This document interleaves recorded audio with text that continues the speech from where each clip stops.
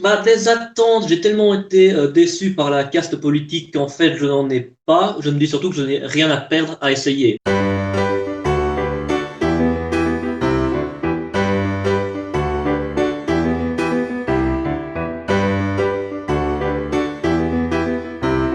C'était concernant le système de relégation qui devait être inversé. Donc actuellement, dans l'école aujourd'hui, ben, les entre guillemets bons restent en général et les entre guillemets mauvais se spécialisent.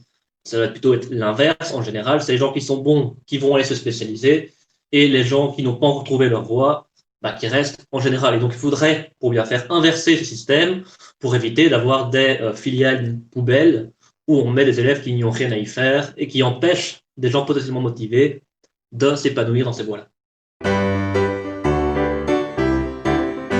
En tant qu'enseignant, évidemment, je suis directement confronté à ce problème d'orientation et de relégation des élèves.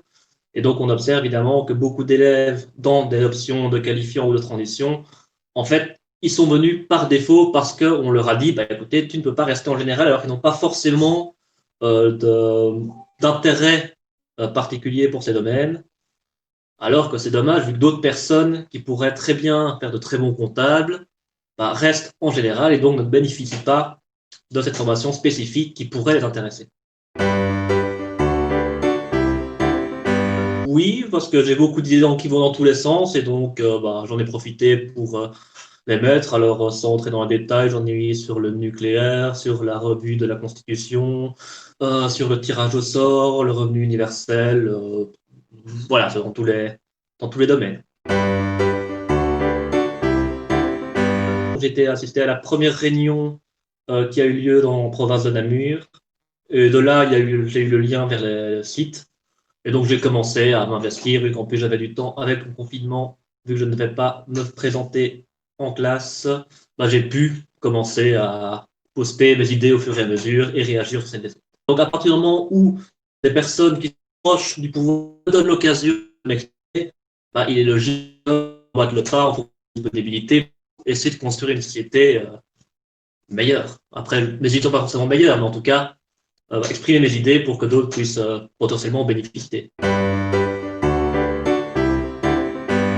Des attentes, j'ai tellement été déçu par la caste politique qu'en fait je n'en ai pas. Je me dis surtout que je n'ai rien à perdre à essayer parce que au mieux on écoutera et au mieux on aura de la participation. Après l'exigence, ben, il faut que ce soit fait en toute transparence et qu'il n'y ait pas un filtre en amont après. Alors oui, mais dans les positions, même si celle-là a eu un gros plébiscite, elle ne nous arrange pas parce que pour une raison X ou Y, et donc on ne va pas en tenir compte après pour construire un éventuel programme. Ça me mettrait d'assez mauvaise humeur.